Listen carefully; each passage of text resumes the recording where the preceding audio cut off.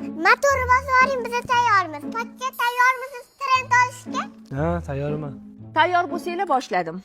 6 yoshingizgacha pitsa yeganmisiz? To'g'ri. 6 yoshingizgacha chet davlatlariga chiqqanmisiz? Pochcha, insofingiz bormi? Siz 15 ta davlatga borgansiz. Men bitta Moskvaga borganman xolos. 6 yoshgacha deyapti. 6 yoshingizgacha restoranda ovqatlanganmisiz?